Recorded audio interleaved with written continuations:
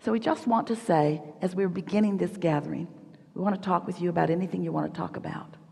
That unless you're doing that thing you do that holds your cork under the water or that introduces resistance to your path, you will be in the receptive mode, and source within you, who knows where you are in relationship to everything you want, will be constantly received by you. Sometimes you say, I would like it to be revealed to me, the path to all my joy and happiness. And we say, that path is constantly being revealed to you. The light is shining bright. It's not a question of whether source is revealing it to you. It's a question of whether you are in the receptive mode so that you are receiving it. You can't set your radio dial on 101 AM and hear what's being broadcast on 96 FM. The frequencies have to match up. And since everything is vibrational, and since your emotions are your tuner, this is not a difficult thing to do when you understand what we just presented to you just now. So, here's your short quiz as a result of what you've already learned. Do you know that you are the creator of your own reality? And do you know that you are a vibrational being living in a vibrational universe?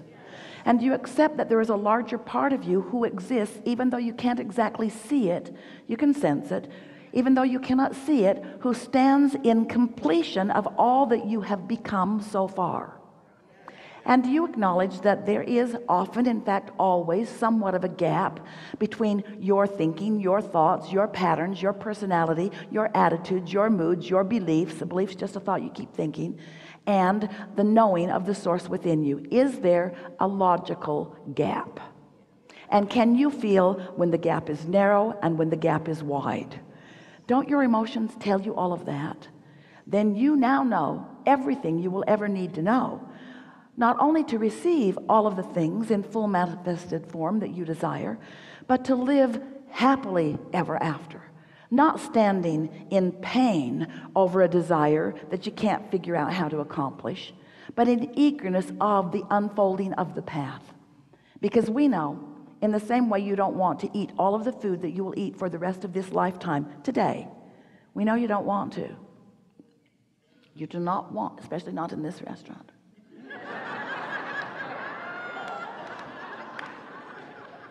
You do not want to eat it all today.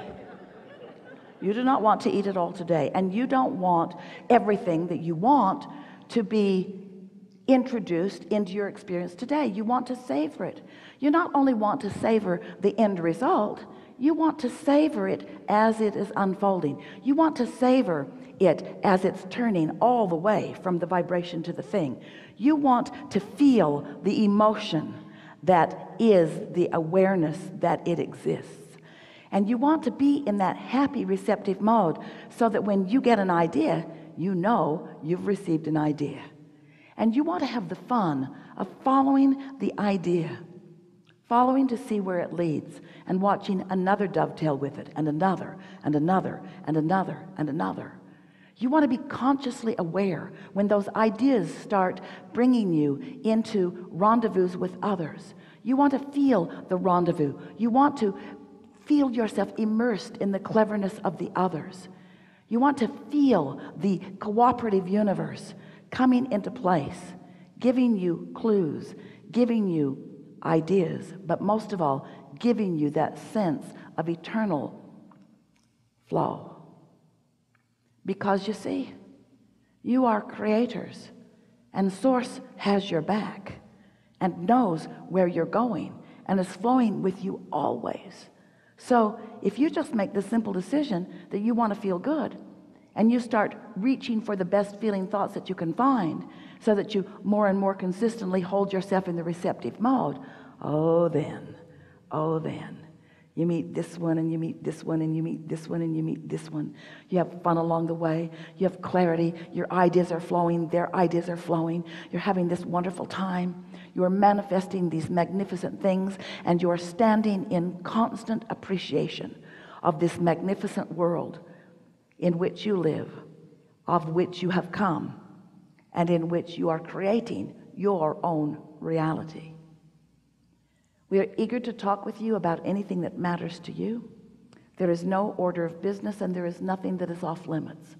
But we do promise you such a comfortable unfolding that by the time you leave at the end of this gathering, you will have a very clear sense of who you are and what to do about being in the receptive mode, so that you can have the pleasure of consciously, deliberately turning your vibrations to thoughts, and those thoughts to rendezvous, and those rendezvous to experiences, and those experiences to manifestations of all kinds.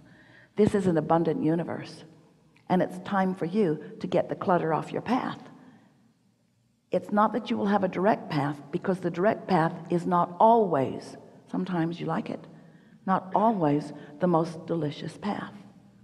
Because you know, the source within you knows everything that's in your vortex, knows all the things you want, and knows where all the things you want are in relationship to where you are in any moment in time.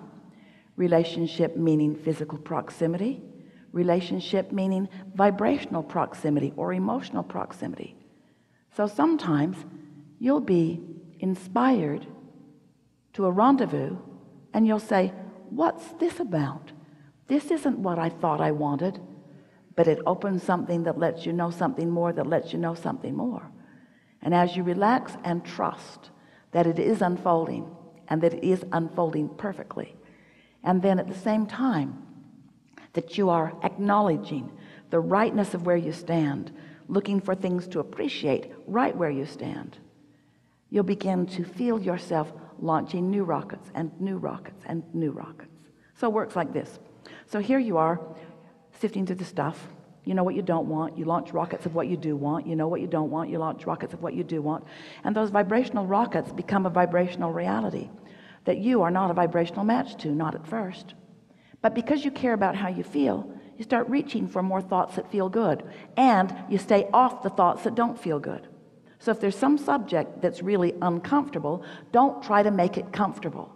We said to Esther the other day, we really don't want you to sit and write a focus wheel until you like to eat raw fish. You don't have to like to eat raw fish. You don't have to eat grasshoppers either. You don't have to eat worms either. But Abraham, what if somebody gives me a bowl of worms? Shouldn't I be able to eat a bowl of worms and like it? Shouldn't I be able to do enough focus wheels that I'm in complete alignment with eating a bowl of worms? And we said, really, Esther? Do you really want to eat a bowl of worms? No, but I don't want to be resistant to anything. And we said, you were born to select. You were born to choose. Don't write a focus wheel to try to get yourself to like things that you don't want to like. That's not the point of this. This is not what the art of allowing is. The art of allowing is not making yourself like what everybody else wants you to like. The art of allowing is you getting in sync with what you have put in your vortex. Can you hear the difference in that? But that requires a willingness to accept the perfection and worthiness that is you. That requires you believing that you are source energy, and that source is aware of you, and that source knows what you want and is calling you toward it constantly. And so that's what we talk about all day, every day. You create your own reality, and it's supposed to be fun. What do you want to talk about? Lots of good things to talk about here. A lot of trouble in this room too. And are you refreshed? Yes. Good. Now what? I'm so grateful to be here and that you chose me. Where do I begin? My question is along the lines of your opening statements, and I understand it all. And I have lived my life, I feel like, in such a way that my strongest desires were for positive, healthy relationships. You know, abundance and those kinds of things have come easier to me since I understood that, but relationships. So I've had situations in my life and tragedy, upset, things that I can't tell you I feel like I helped create. If I do have to take all that responsibility, my question is, how do I stay in love with who I am? Because your inner being has stayed in love with who you are, and your quest is to seek harmony with your inner being. In fact, every time you judge yourself or condemn yourself or feel bad, that's your indication that you're off the mark of how Source feels about you. And don't you think Source ought to know? I do get that, I think. But it has to do more with, is there a line? Because I've been to therapists. Nope.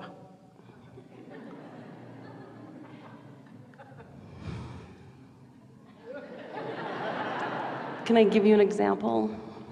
Sure. I don't know where to begin, but... We do. Relationships are significant because you're interacting with others all the time. And how you feel has a lot to do with how you perceive others. And there's an inordinate amount of care from you and almost everybody about how others see you. So there has been, for all of your life, a tremendous amount of futile attempt at contouring your life to please others, which has messed up your own sensitivity to your own guidance system. Almost everybody we would be saying pretty much the same thing to. So as you've been following us here, and we're going to get right to what you're talking about, so just relax and trust that this is all going to smooth right out for you. As we've been talking here today about this path of least resistance, what most people do without even knowing they're doing it is that you try to make a path of lesser resistance for that one and that one and that one and that one. And in the process of it, two things happen. One is you distract them from their own guidance, and two is you distract yourself from your own guidance. And 3 out of 2 and 4 out of 2 and 5 out of 2 and 6 out of 2 is it backfires 100% of the time anyway. You just kind of got to let people figure stuff out and not try so hard to be the factor that makes it better for all of them. And once you decide that that's how it's going to be, and you begin translating that into behavior, things just get better and better. You can be so good to some that you disable them completely. You can be so good to some that they become almost demanding of more from you. It's like you start a trend where they get used to their sustenance coming from you, and then if you have the nerve to stop it in some way, then they become sometimes outraged, because it's like you've cut them off from the good that they deserve and that they have demanded through you.